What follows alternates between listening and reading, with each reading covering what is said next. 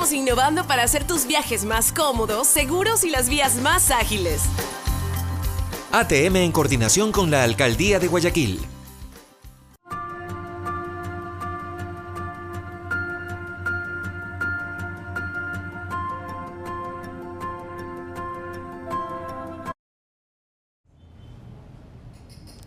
Bienvenidos todos, muy buenos días. Yo soy Anderson Boscan, hoy es lunes 25 de marzo, son las 8:45 de la mañana y arrancamos el Café La Posta, un espacio para revisar la coyuntura política y la actualidad nacional aquí en La Posta. Día siguiente de elecciones, chuchaqui electoral, que da miedo, mal dormido todo el equipo, pero aquí de pie tempranito por la mañana para darles las novedades a ustedes. Un agradecimiento especial a Hyundai que nos acompaña a hacer periodismo independiente desde el principio. A la Cooperativa Andalucía, con cuya tarjeta de débito pagamos los consumos para que no nos caiga orden de prisión como el que sabemos. A El Barista, donde nos sirven el café de la mañana en la República y Amazonas, en los bajos del edificio de las cámaras. Y por supuesto a la ATM de Guayaquil, que se ha unido al club de marcas que apoyan el periodismo independiente. Una revisión de los hechos en caliente.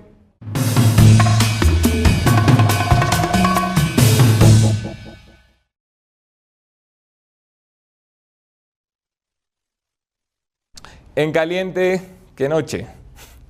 A ver, vamos a poner las cosas en contexto. El Partido Social Cristiano, que se apunta como gran ganador de las elecciones seccionales del 2019, se acerca de a poquito a su meta de las 50 alcaldías. Estaban ayer en el conteo, cuando me fui a dormir, en el conteo 44 alcaldías reclamadas por el Partido Social Cristiano, 8 prefecturas, incluyendo prefecturas importantísimas, como la prefectura de Los Ríos, que fue la que volteó el último resultado electoral presidencial, la prefectura del Cañar con don Byron Pacheco, que ahora viste de social cristiano. En Bolívar están pisando fuerte, el socialcristianismo sale de la trinchera en la que se había refugiado en los últimos 20 años, hablo por supuesto de Guayaquil, Machala y Ambato. En Ambato, por cierto, han tenido sorpresas desagradables. Luis Fernando Torres no se ha podido imponer contra su contrincante, tampoco lo ha podido hacer Carlos Falqués Jr. Y Carlos Falqués padre ha perdido la alcaldía del Oro, golpe durísimo para el socialcristianismo en el Oro, una de sus trincheras históricas. Aún así son los mejores resultados desde Febres Cordero, mira tú que ha pasado tiempo. En caliente y al otro lado de la vereda, el movimiento Creo ha mejorado sus resultados de 2014, pero le es insuficiente.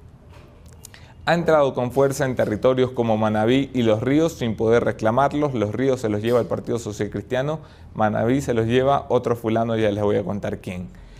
Creo está un poco desorientado, tambalea su opción de seguir siendo la segunda fuerza política. En números parece que no, en números de momento mantienen posibilidades de seguir con la coletilla de segunda fuerza política electoral. Sin embargo, la capacidad que han tenido para entrar y reclamar territorios que ya tenían por reclamados, cito Cuenca, cito Azuay, cito Manabí, cito Los Ríos, provincias que creían que iban a ser de ellos la noche de ayer, han terminado por cambiar los resultados. Esta mañana son totalmente distintos. En caliente, finalmente, el correísmo está vivito y coleando, fuerte, robustecido, sin Estado, pero con presencia. ¿Qué se lleva el correísmo? Se lleva, vamos, ni más ni menos que la prefectura de Pichincha. Aquí donde nos encontramos, doña Paola Pavón se impone con 98% de las actas escrutadas, con el 22,9% de la votación. 2,5 puntos por arriba del capitán Juan Zapata, se impone entonces como prefecta de Pichincha con una promesa importantísima: liderar un proceso de revocatorio contra Lenín Moreno desde este territorio. La tercera provincia más poblada del país, Manabí, queda en manos del correísmo. Tierra sagrada del correísmo, trinchera sagrada del correísmo durante 10 años, vuelve a responder a su liderazgo, vuelve a responder a Rafael Correa con la ficha de Leonardo Orlando, que este sí que era ficha, ahí sí bien utilizado, fichísima cuando estaba en el SRI, ahora de prefecto de Manabí. El correísmo sorprende quedándose con el segundo lugar para la alcaldía de Quito, sorpresas en todo el país, sorpresas con el chico Pedro Palacios en Cuenca, un chico desconocido que llega a la alcaldía, sorpresas con Jorge Yunda arrebatándole la alcaldía cantada a Paco Moncayo y condenándolo a un triste retiro del general Moncayo con su segunda elección en fila en derrota. Una elección que cantaba por ganada. Sorpresas en el Azuay con Yacu Pérez reclamando la prefectura. El Pachacutic se instala en Cuenca. No solamente gana la prefectura del Azuay, ganan también la consulta contra la minería 8-2. Sorpresas en todo el país. Ha sido una elección de sorpresas, una elección que nadie vio venir, una elección que ha castigado a la clase política tradicional, los grandes líderes, los grandes caciques, los Falqués, los Torres, los Carrasco, los Cabrera, los Mariano Zambrano, los grandes caciques locales se han visto castigados con el voto y castigadísimo el gobierno nacional, enterrado Alianza País, enterrado, a ver si salvan la tarjeta amarilla. Para analizar este chuchaqui electoral, no tengo más honor que invitar a nuestro invitado esta mañana, el doctor Ángel Polibio Córdoba, representante de Sedatos, un hombre que ha visto cada proceso electoral desde el regreso a la democracia, que nos lo ha ido contando con un trabajo profesional y cuya opinión valoramos y estimamos. Quédense en la entrevista.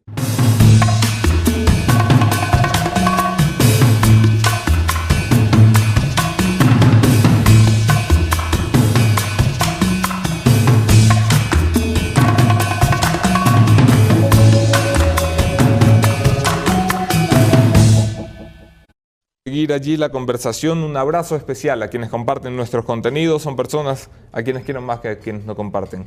Todos bienvenidos a este análisis electoral, espero que hayan pasado buena noche, no como el equipo de La Posta, y bienvenido sobre todo Polibio Córdoba, qué gusto tenerte esta mañana por acá. Para mí es el gusto, mi querido Anderson. ¿Cómo viviste este proceso electoral de sorpresas y sorpresas? Un proceso electoral sumamente diferente a los que hemos vivido desde hace muchos años.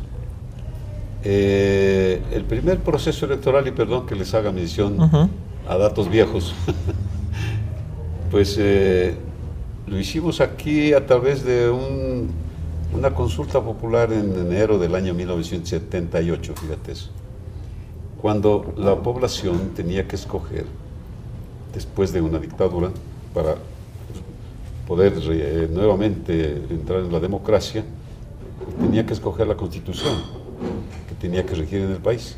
Había dos opciones: la Constitución del año 1945 reformada y un nuevo proyecto. Entonces, ahí se dio cuenta en esa época que lo que quería la población era renovar, cambiar. Después de la dictadura, que comenzó prácticamente desde el año 70 hasta el año 78, y que recién ya con la presidencia de Roldós comenzó en el año 79, pues la población aprobó en la consulta de que sea el nuevo proyecto el que rija al país. Luego vino las votaciones ya para presidencia de la República. La primera vuelta fue en junio del año 1978. Y recuerdo que en esa ocasión había pues claramente una gran duda de cómo iba a darse, cómo se iba a dar lo que estaba pasando justamente en estos días. Sixto Durán Ballén era una línea horizontal a lo largo de todos los meses, porque la campaña duró varios meses. Y había un candidato nuevo, totalmente nuevo, Jaime Roldós Aguilera, que comenzó con 2 puntos y iba creciendo poco a poco.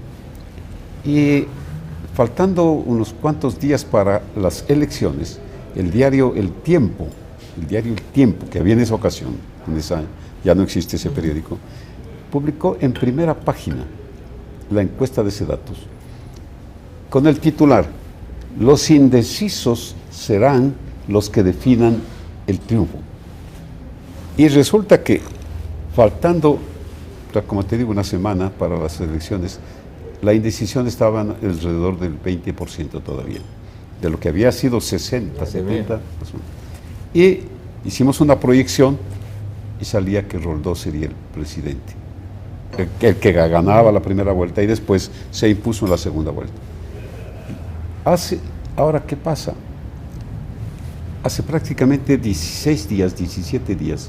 Los niveles de indecisión eran bestiales en esta Presentamos un informe, lo entregamos a los medios y el título de ese boletín nuestro decía: los indecisos definirán el resultado del 24 de marzo. O sea, niveles de indecisión por encima del 60%. 60, 70%. ¿Se había visto eso en una elección aquí? Nunca. ¿A qué responde? Ahora, responde a que la población tenía un amplio desconocimiento de los candidatos. No conocía quiénes eran los candidatos, sus planes de gobierno, no tenía conocimiento de quiénes eran los auspiciantes de su candidatura. Que haya nada menos que 81.270 candidatos. Una barbaridad. Pasó de 27.000 a 81.200. Entonces, la población decía, bueno, ¿qué podemos hacer? ¿A quién auspiciar? ¿Cuál era el contendor en ese caso? El contendor era el problema nacional que vivía la gente. Ese era el contendor. ¿Dónde está la plata? ¿Dónde está porque decía la gente, ¿cuál es el problema que tienen? No le escuchaban decir cuál es el problema de las ciudades. Los candidatos no hablaban de qué es lo que sucede en tal sector, en tal barrio y tal. Hablaban todos del problema del desempleo. Vamos a ir hablando, Polibio, de las fuerzas políticas, luego vamos a ir hablando de casos particulares y puntuales. Hablaremos del Consejo de Participación, que en la última revisión que hice minutos atrás hay 4 nombres ya instalados para el Consejo de Participación, 3 responden a Rafael Correa. Quiero arrancar hablando del Partido Social Cristiano, que se ha proclamado el gran triunfador de la jornada electoral. El Partido Social Cristiano tiene más de 45 alcaldías, tiene 8 prefecturas, muchas de esas por fuera de su círculo tradicional de poder político. Hablamos de provincias en las que no habían pisado suelo, Cañar, por ejemplo. ¿A qué responde el revivir y el resurgir del socialcristianismo en Ecuador? Al problema central del país. El problema de la economía, de la carestía de la vida, como dice la gente, de la pobreza, el gran problema del desempleo, de la ocupación no completa, no plena, el problema de la inseguridad, el problema de la migración extranjera, que todo eso es lo que la población dice, bueno, ¿por qué vivimos esto? ¿Por qué no saben gobernarnos? ¿Por qué vivimos esto? Porque nos echan cuento todos los días. Ya está resuelto el problema, toda una vida usted será feliz, una casa para todos. Y la gente, bueno, ¿y dónde es eso? Yo no lo veo. Entonces, ¿qué es lo que le dice o le dijo ayer la población al país en general? No al continuismo. No al continuismo que lo estamos viviendo. Ayer hubo un voto castigo al gobierno nacional. No lo digo yo, lo dice el elector en general, que el partido de la Alianza País, tú que veo que tienes, pero al día, al minuto la información, ¿dónde está el ganador de Alianza País? ¿Cuál es el candidato de Alianza País que triunfa? Podría decirse que es alguno que está cerca de Alianza País, como Democracia Sí, que gana en Cuenca. Bueno, sí, van a intentar posicionar en Santo Domingo, prefectura y capital se la lleva Democracia Sí. Sí. Pero bueno, es Democracia Sí, no es el gobierno nacional, aunque sea un partido que auspicia a Lenín Moreno a través de Gustavo Larrea. ¿Qué pasa con...? A mí realmente me preocupó mucho de que en Cuenca había una tendencia bastante fuerte para que continúe el alcalde Cabrera. ¿Sí? Claro. Ayer... Hasta faltando 10 días, hasta el día anterior a la elección, se veía que Cabrera, si bien es cierto que bajaba, subía pero estrepitosamente el Palacio. Y estaba la indecisión la víspera, hasta la noche del día 23 estaba la indecisión en 22%. Vi el tracking de ese datos y fue la primera vez que vi al joven Palacios con posibilidades. De hecho, pregunté la noche anterior quién es, o sea, de dónde sale este muchacho, cómo es posible que se haya colado en la pelea de los primeros, pero ya lo de ayer fue y aparte sorprendente. de eso, como lo que más disgusta a la gente es la cuestión de la corrupción, la gente que se haga mal uso de los recursos, y en algunas ocasiones con razón, en otras sin razón. Y en Cuenca, pues desgraciadamente el candidato perdedor, Carrasco, se lanzó contra el alcalde Cabrera, hablando de los diezmos y ni sé cuánto, y fíjate que ese golpe fue certero, porque lo que se veía, que si bien es cierto que Cabrera bajaba, estaba en tendencias a la baja, ese fue un golpe mortal. Ese golpe fue terrible. Y Palacio, que no se lo veía, Palacio tenía 2, 3.5 puntos, 10 puntos. El día sábado superó los 20. O sea, que casi triplicó en cuestión de pocos días. Sí. Y esas tendencias son tremendamente. Ahora, fijémonos el resultado: 28% el joven Palacios, 22% Jefferson Pérez, 20%, 19% la Chola Cabrera. Carrasco queda en 16 o en 14%, muy enterrado. Los dos clásicos líderes. Cabrera, que viene de ser 2 veces, bueno, alcalde una vez, 2 veces prefecto. Carrasco, que ha controlado 10 años la prefectura. 2 emblemas, 2 caciques de la provincia de la Azuay, enterrados por los 2 muchachos novatos, Jefferson Pérez y el gran desconocido, el gran outsider, Pedro Palacios. Eso tiene explicación. Esa explicación es justamente que la gente dice no al continuismo, de alguna manera. Queremos algo nuevo, por favor, alguien que nos ofrezca salir de la situación en que vivimos. Y fíjate que si se ponen, y si se habla de la alcaldía, y se habla también de la prefectura, Yaco Pérez, claro, otra sorpresa. Era una sorpresa tan tremenda que tenía 5, 6, 8 puntos. El día sábado, esto era solamente lo podíamos nosotros manejar. El tracking interno de los equipos de campaña. No lo dábamos a conocer a nadie, pero Yaco Pérez gana 15 puntos en cuestión de una semana. A él también le ayudó la consulta popular. A él le ayudó muchísimo el tema de la minería y cómo organizó la gente, cómo la gente se alineó detrás de él contra la minera. Se metió en el campo, hablaba por todo lado en el campo, no se lo veía mucho en la ciudad, entonces la gente, realmente hasta yo creo que la propia Cuenca y la propia Azuay se sorprendió. Bueno, fue una sorpresa porque esta era una pelea que se daba por sentada entre Esteban Bernal de Movimiento Creo y la Cheche Alvarado. Sí. Entre ellos. Sí.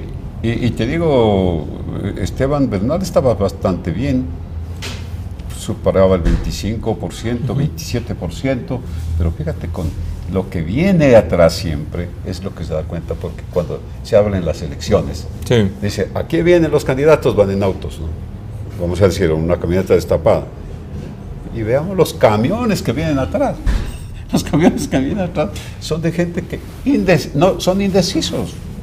Los indecisos son como te estoy pintando. Están los autos, están los desfiles, están las banderitas, y los indecisos que están viniendo en camiones, al fin no se sabe por quién van a votar. Claro. Solo el día de las elecciones dicen, así será mi voto. Por eso ese titular que lo saca en primera página, que puedes imaginar el diario hoy en el año 78, ahora se ratifica. Los indecisos fueron los que marcaron ayer. Y aparte de eso, los descontentos. Sorpresas también en la capital de la República. Repaso un poco el contexto de la capital de la República. Repaso también las cifras que nos entrega ya el conteo oficial del Consejo Nacional Electoral. Si me dejan y me lo permiten, para la prefectura 22,9%, doña Paola Pavón. Sorpresivo, la cara de Capi Zapata lo decía todo ayer cuando salieron a las 6:20 de la tarde a darle la cara a la prensa, una rueda de prensa preparada para celebrar la victoria, una rueda de prensa preparada para lucir, y evidentemente la cara decía todo menos que había ganado. Paola Pavón se termina imponiendo, y en Quito, donde el general Moncayo hasta hace 3 días estaba repartiendo la administración de la ciudad, en acuerdos políticos. Otra sorpresa, ni siquiera figura como segundo el general Moncayo, cae al tercer lugar, y la pelea estuvo entre Jorge Yunda y Luisa Maldonado del correísmo, Jorge Yunda, Unión Ecuatoriana, el partido que lo abanderó, ex correísta, y a ver hacia dónde toma ahora Jorge Yunda.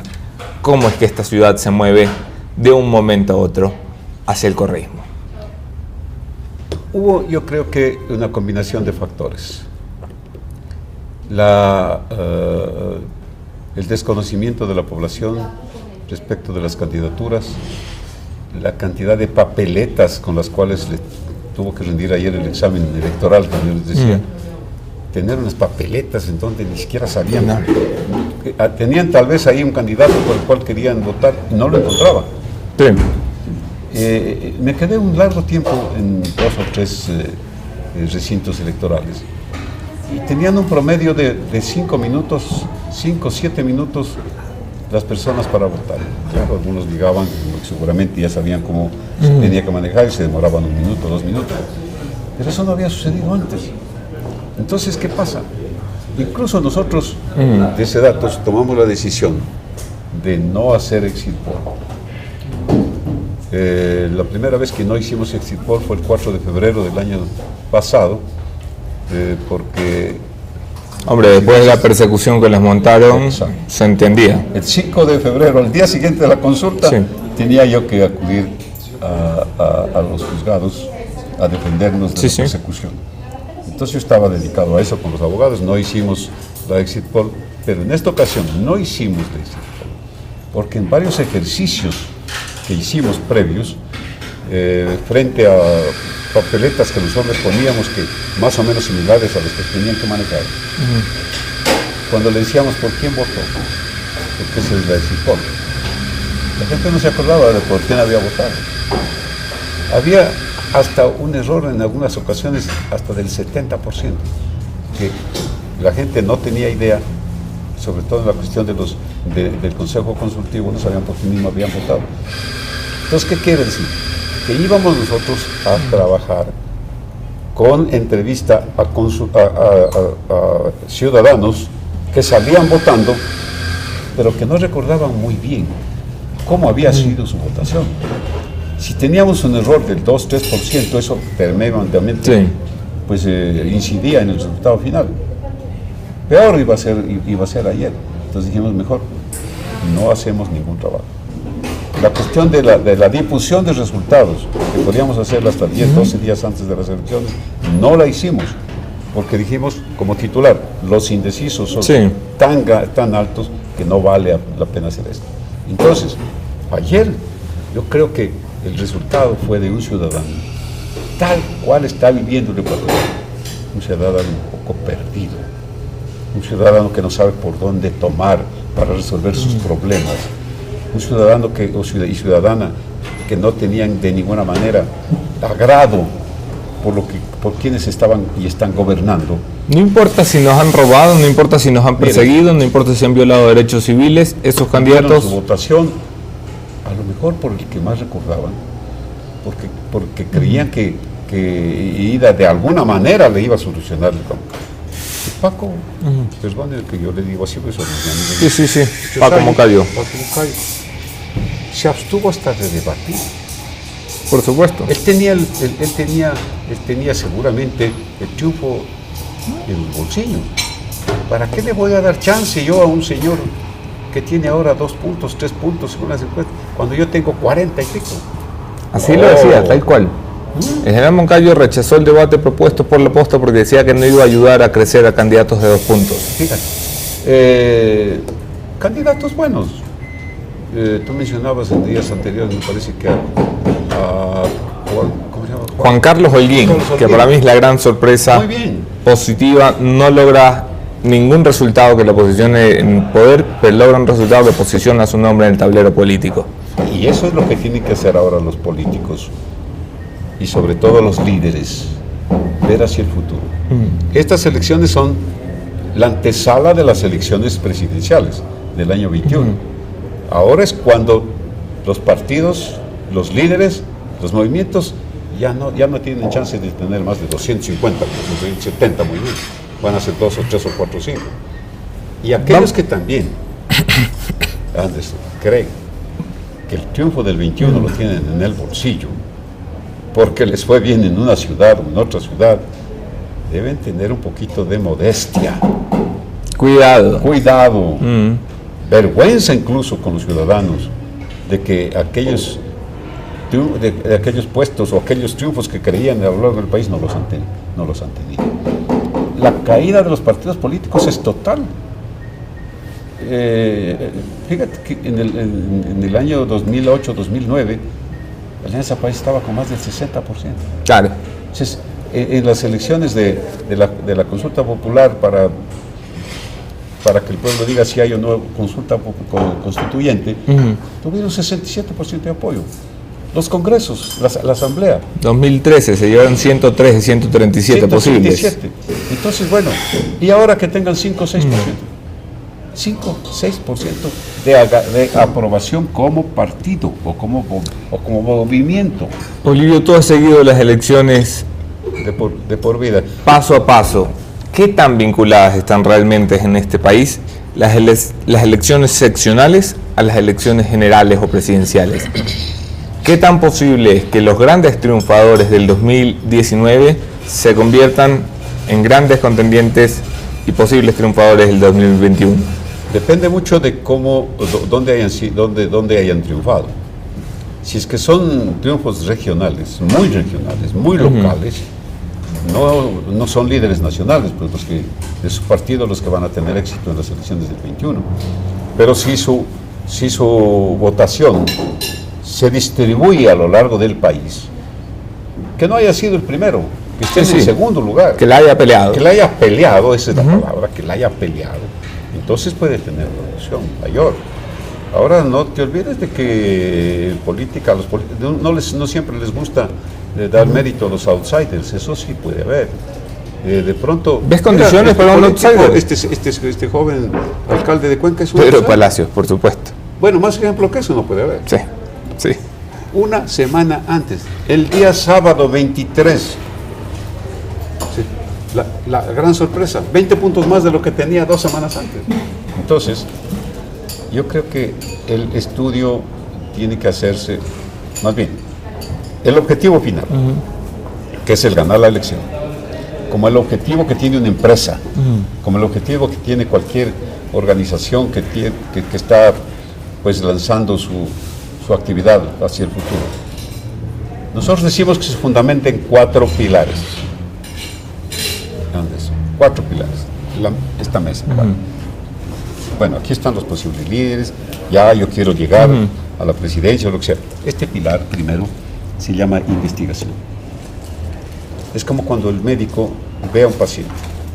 Claro que le toma el pulso, pero si le prescribe algo, le da un medicamento, sin saber qué mismo es lo que tiene esa persona, le puede ir muy mal. Pero si un médico dice, hay que tomar exámenes de laboratorio, de biometrías, de radiografías, los tags, en fin, se empapa bien de la realidad, estudia lo que está sucediendo y eso es lo que él se va siempre a beneficiar para el futuro. ¿Qué mismo piensa este momento de la población? ¿Qué ve de bueno? ¿Qué ve de malo? ¿Qué ve hacia el 21? ¿Qué es dónde están sus grandes insatisfacciones? Eso le dice el estudio. El otro pilar es el pilar que se llama de la comunicación. Porque eso no tiene que quedarse solamente en un libro bien escrito, lo que sea. Tiene que estar comunicado. Ese pilar es fundamental. Porque el comunicador analiza conjuntamente con el que está manejando absolutamente toda la política y le dice, esto es lo que tenemos que comunicar a la población. Para que vea a nuestro líder, a nuestro candidato, que sí sabe, sí conoce lo que pasa con este pueblo, con esta sociedad. Acá en el otro pilar está la forma de comunicar. Puede darse un periodista que sea excelente, escribe maravillosamente, pero la forma, la diagramación, de que eso quiere comunicar el líder, llegue a el rumor, El rumor es un arma única. ¿Por qué suben los que están en los últimos lugares y se vuelven de un día a otro como los primeros? Por el rumor. Está subiendo Palacio. Corre el ruido de que... Pasó con César Montúfar, ¿no? Y ese es el tercer pilar. Y acá está lo que se llama la coordinación de la ejecución, que sepa organizar, capaz de que poco a poco vaya organizando todo su trabajo. Entonces, pilares muy importantes: investigación, los comunicadores, los que presentan la información. Puede ser que en este caso estemos hablando dos personas que estamos muy bien situados en un pilar, tú estás en los dos. La investigación, la información, la encuesta es el instrumento de la democracia. Nosotros hemos llegado en 44 años a cerca de 4 millones de personas para conocer cuál es su forma de pensar. Pero si nosotros nos quedamos callados, solamente con todo lo que salen de los sistemas de procesamiento no hacemos nada, buscamos la comunicación. Ustedes son los que hacen posible que esto que nosotros investigamos llegue a hacerse realidad como instrumento de la democracia. Investigación y comunicación son el arte de volver una investigación en realidad, para que el líder practique las cosas como deben ser. Ok, vamos a mirar más de cerca el 2021, Polibio. Vamos a mirarlo incluso con nombres y apellidos. Claro. Hay intenciones de Guillermo Lasso declaradas de correr por tercera vez a la presidencia de la República en 2021. Dibuja un poco el mapa que le ha preparado el destino de su movimiento. Un movimiento político que no logra los primeros cuadros en las provincias que querían con mucho ahínco y entusiasmo: El Oro, Los Ríos, Manabí, Azuay, que son provincias bisagras en el corredor presidencial que llamamos, que está conformado, claro, además de estas, por Guayas y Pichincha. Pero tiene segundos candidatos o segundos puestos con altas votaciones por arriba del 25%, en provincias que están cerca del 1.000.000 de habitantes o por arriba de los 500.000 habitantes, aglutinan la capacidad de voto importante, que ya no es prestada, que es del movimiento Creo, que pertenece a las filas de su partido. ¿Sigue vigente y vivo Guillermo Lasso para el 21 o entra ya en deterioro? Bueno, después de lo que pasó, vamos a decir, hagamos una mención al año 2013. No, en el año 2013, pues realmente Guillermo Lasso era un ilustre desconocido. Claro. Y comienza la campaña. Hacemos nosotros un sondeo, un estudio, sin tener ninguna conexión con Creo, y estaba pues Correa prácticamente tenía más de 50 puntos, y el señor Lasso tenía 22 puntos. No difundieron la prensa aquí, sino la difundió la prensa de Perú. El comercio del Perú, que ni siquiera yo sabía cómo les había llegado la información, saco. Los posibles triunfadores en la primera vuelta de las elecciones presidenciales del año 14 serán Correa, que se asegura con más de 50, y Lasso con 20, 22 puntos. Vino la elección. Oye, sí fue casi. Así fue el resultado, por supuesto. Desde el año 1913 en adelante, este movimiento hizo un buen trabajo. Nosotros hacíamos un trabajo permanente para diferentes... Nosotros tenemos un estudio, como tú sabes, que se llama Opinión. Sí. Es un estudio mensual que llega a suscriptores. Ellos se suscribieron a nuestro estudio y el suscriptor tiene opción de pedir investigaciones amplias. Y hacíamos mucho trabajo para ellos, como hacíamos para un centenar de otros clientes.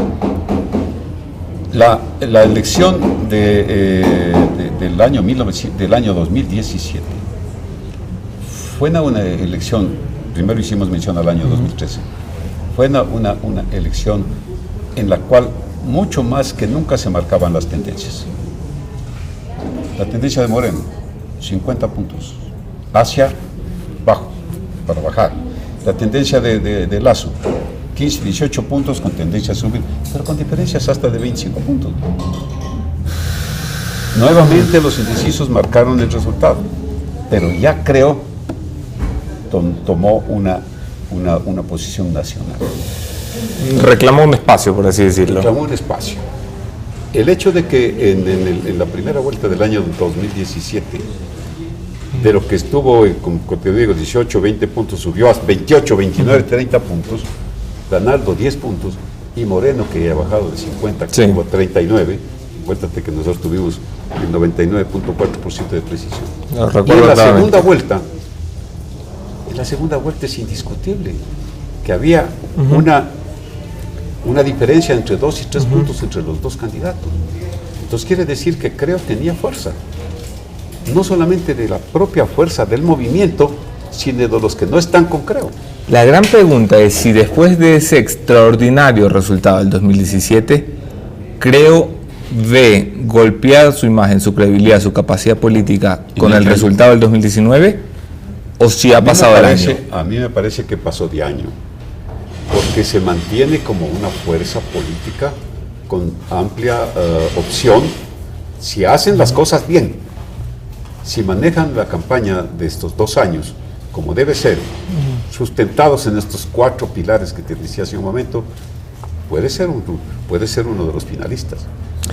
Vamos a Jaime Nebot, 18 años esquivando, 19 años esquivando la posibilidad de una candidatura presidencial que lo ponga por tercera ocasión en la papeleta nacional. Es posible, según los altos mandos del socialcristianismo, que esta sí sea la ocasión, después de tantas promesas puertas adentro, en que Jaime Nebot, viendo este resultado, se atreva.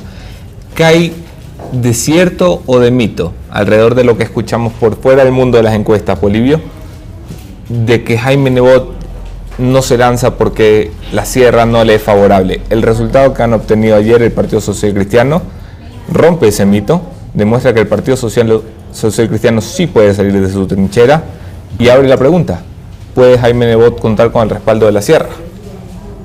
Ese es el gran problema que tiene, que tú bien lo has dicho.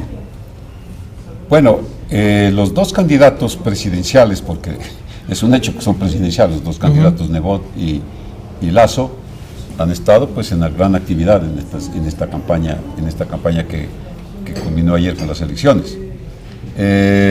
Pues Nebot en una forma tal de que yo creo que como nunca, creo que en las campañas presidenciales habrá recorrido el país, que como nunca en los últimos 10 años, habrá recorrido tanto. No hubo un solo lugar donde él no haya aparecido con su candidato. Que haya tenido pues triunfos con algunos de ellos, es posible, pero no le garantiza suficientemente de que tenga una presencia no regional, únicamente en el Guayas, sino sobre todo en la sierra.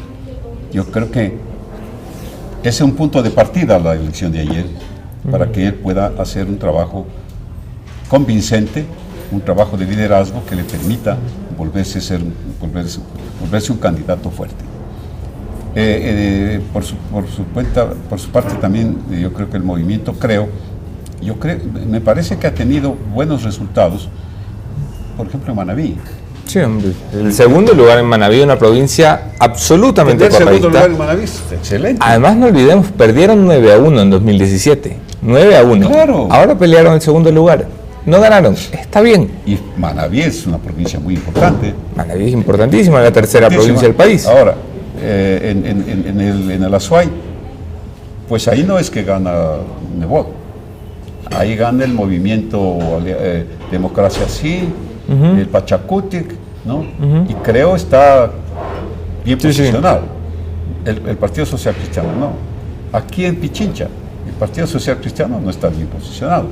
No, para nada. Para nada. Creo con su candidato Juan Carlos Holguín, pues una posición decente, digamos, como para proyectarse. Hombre, un 9% para un candidato que no lo conocíamos ni los periodistas cuando salió a la candidatura. Entonces, es un resultado importante. Son líderes que a mí me parece que la población les da como luz verde con las elecciones de ayer, decir, muy bien, luz verde, sigan su marcha. Pero eso no quiere decir pues que dice, este ya la tiene ganada, el otro también tiene ganada. Tiene que haber un trabajo muy bien organizado. En las elecciones lo que uno nota es que hay desorganización. Por ejemplo, en las elecciones de ayer hubo mucha desorganización por parte de algunos movimientos. Yo no quiero decir uno u otro. Si quieren trabajar como organización nacional, no tienen que dedicarse solamente al candidato de la provincia 1, 2 o 3, sino de la organización debe ser de todos los candidatos. Todos son los que les van a dar opción en su provincia de poder hacer a su movimiento, a su partido más fuerte. Yo creo que esa forma de trabajo, así, capaz de hacerle caso, darle importancia a todos los candidatos de las provincias, eso faltó en algunos movimientos, que en lo que es en la elección presidencial eso tiene que corregirse fundamentalmente. El correísmo está vivo también para el 2021, lo ha estado ya en 2019, lo ha demostrado, hemos hablado de Paola Pavón en Pichincha, hemos hablado de Leonardo Orlando en la provincia de Manabí, conquistando la provincia de Manabí, pero además de estos dos éxitos certeros tienen el mismo escenario que creo, reclaman un montón de segundos y terceros lugares en provincias importantes con una condición especial, ya no tienen la plata del Estado. Hombre, pueden tener la plata que le saquearon al Estado, pero ya no tiene el Estado a su servicio. Es una campaña que están haciendo por fuera del Estado, por fuera del gobierno, y la están peleando, la están ganando en algunos lugares. La pregunta es, ¿quién en el correísmo puede capitalizar ese triunfo con miras al 2021? Porque el que sabemos está en Bélgica y no lo veo regresando. Muy difícil la situación para el correísmo, porque se le presentan luces, pero no pueden unirlas para que sea una sola luz, que fuera fuerte, y una luz nacional, pues es bastante difícil de poderla en este momento ya decir que está hecha con los triunfos que han tenido. Pero recordemos que Correa, a lo largo de sus 10 años de gobierno o desgobierno, tuvo una aprobación de la población promedio que superó el 50%. Sí, 50-55%. Sin duda. Terminó con 40 y algo. Sí. Pero hay un asunto. Nosotros lo seguimos midiendo. La aprobación a lo que hace el expresidente Correa está en 25%. Ahí está su núcleo duro. Y ese 25% es el que ahora, con estos nuevos resultados, puede haber tendido a subir. Paola Pavón, 23%. Leonardo Orlando, 26%. Ahí está el promedio. Fíjate, 25% es el voto duro. Ese es el que le medimos. Y eso está publicado en nuestro estudio. ¿Con cuánto gana el candidato o los candidatos en la primera vuelta? En la primera vuelta... 40. Menos, mucho menos, en la primera vuelta. Quitemos fuera de Correa. Que haya segunda vuelta. Que haya segunda vuelta. Menos de 40. Menos con de 30%, 27%. La primera vuelta de Correa. Álvaro Noboa, 25-26%. Correa, 21%. Sí. En otras candidaturas. ¿Qué escena? Incluso de Roldós. Roldós, con semejante empuje en el año 70 y 79. Roldós, 27%. Sí. Sixto Durán, 22%. A lo cacho. Entonces, nos acercamos a un correísmo que puede colarse en la segunda vuelta en 2021. Puede llegar a tener una opción de ser uno de los finalistas en una primera vuelta. Pero claro, aquí viene el punto central, que los líderes no tienen que dar paso a aquello que la población ha rechazado, como es el correísmo. ¿Y cuáles son esos líderes? Que ellos sean los que tienen por lo menos 25%, uno, 28% otro, y que sean ellos los que terminen, los que pasen a la segunda vuelta. Si se descuidan, El de Bélgica... Impresionante, impresionante la lectura que le da Polibio Córdoba al chichaqui electoral. Yo no sé si ponerme ya a reír o a llorar. Polibio, no quiero despedirme sin antes analizar lo que ha hecho el Consejo Nacional Electoral, o mejor lo que ha dejado de hacer. Doy contexto a las cosas. Prometían resultados electorales para las 8:30. Es cierto que se empezaron a subir, no es cierto que los pudimos monitorear. Hubo caída y apagón electoral nuevamente, con una gravedad.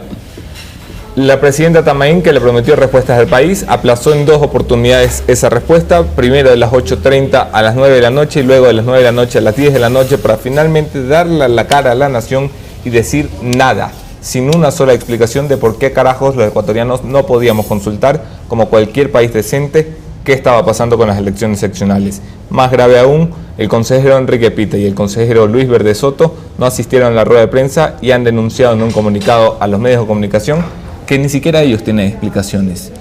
¿Por qué Ecuador es el único país en esta región, al lado de Colombia, al lado de Perú, al lado de Brasil, con 10 veces más población, que no puede tener resultados claros y transparentes en la noche de las elecciones?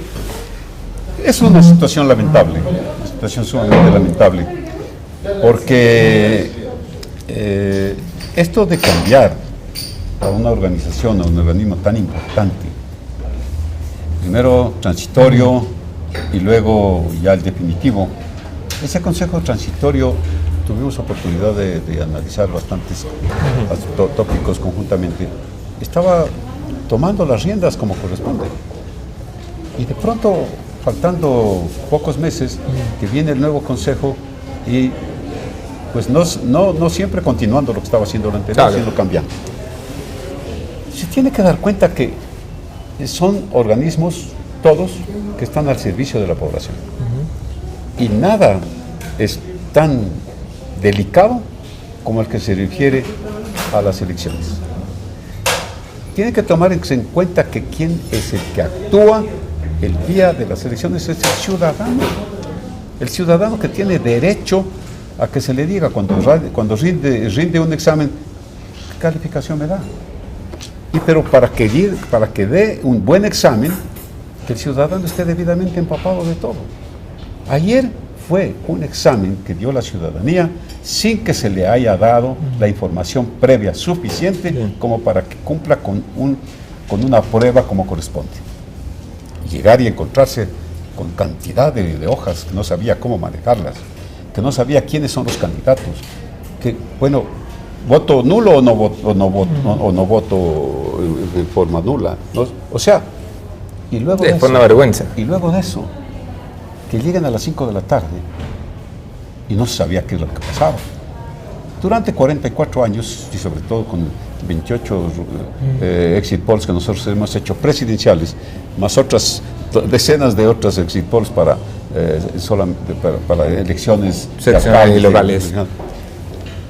Nunca hemos tenido tantas llamadas como ayer.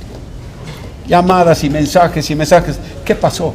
De todos los ámbitos nos llamaban.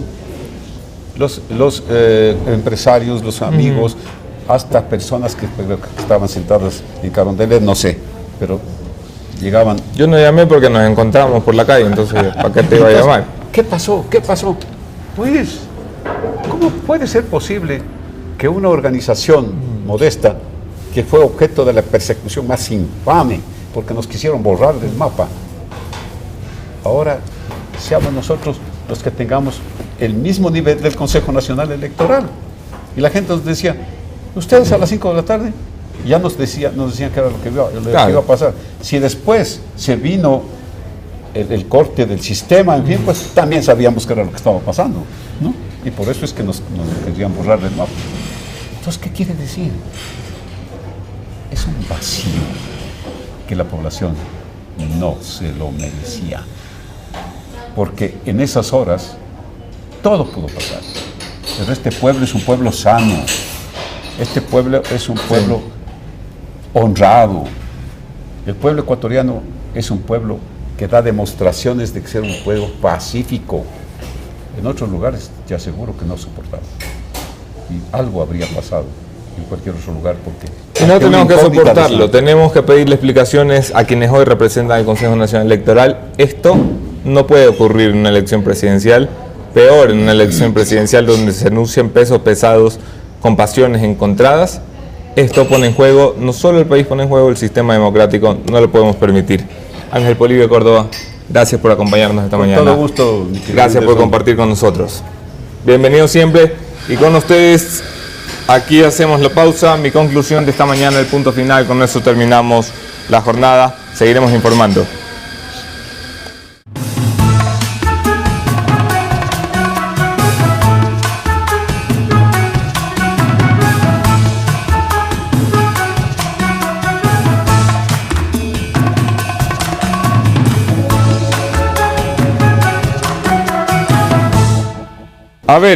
A ver, vamos a poner los puntos sobre las IES al final de la jornada electoral, un poco pasando el chuchaque electoral, he tenido tiempo de revisar los resultados. Hacemos una conclusión fuerza por fuerza. Partido Social Cristiano, pasado de año, recontrapasado de año, recupera y fortalece su presencia, su hegemonía en Guayaquil y en Guayas. Paliza la que le meten a Jimmy Jairala. Increíble también la capacidad que han tenido para salir de la trinchera de Guayaquil, donde han permanecido los últimos 20 y pico de años.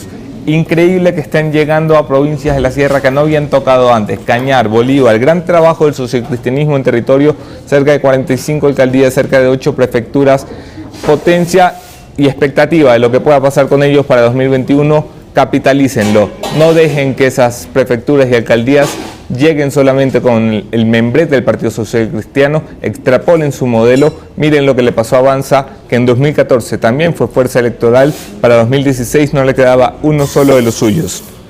Movimiento Creo, a quien todo el mundo da por perdedor, he revisado las cifras esta mañana y no lo creo. Creo que el Movimiento Creo apostó a algo distinto. Creo que el Movimiento Creo logró segundos y terceros puestos que significan millones de votos, que son votos propios, ya no se los presta a nadie. Son votos que responden al Movimiento Creo y sobre todo son votos que responden a sus cuadros internos, que el Movimiento Creo desechó la terrible conducta de los partidos políticos de ir haciendo alianzas vergonzosas, como la que no le funcionó al Partido Social Cristiano en Manabí con el señor Mariano Zambrano, y por el contrario se dedicó a formar líderes que a lo mejor no tuvieron la oportunidad de llegar al poder, pero quedaron como cuadros formados. Esa debe ser la mayor victoria de un movimiento que pasó de tener un solo rostro visible, el de Guillermo Lasso, al de multiplicarse en territorio y tener múltiples posibilidades de liderazgos locales. Gana, por supuesto, Rafael Correa, no hay que desmerecerlo, ni muerto ni enterrado. El señor Correa ha demostrado su capacidad de hacer campaña. El correísmo, sobre todo, ha recuperado una ventaja que tenía sobre todas las fuerzas políticas de este país: la capacidad de reconectarse con el mensaje que quiere escuchar la gente. Fueron ellos los que hablaron del problema de la gente, fueron ellos los que hablaron de lo que hace mal el gobierno, de lo que se podría estar haciendo mejor. Un llamado y un tirón de orejas a las fuerzas que se denominan fuerzas de oposición para que aprendan cómo se reconecta con el mensaje de la gente y a ver lo que pueden hacer estos en el poder.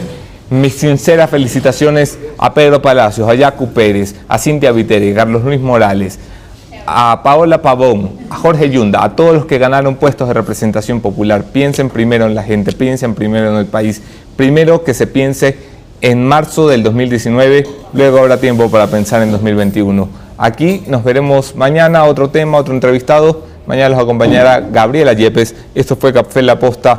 Gracias por seguirnos. Revisamos el mapa de cómo quedó el país hoy por la tarde con Luis Eduardo Vivanco.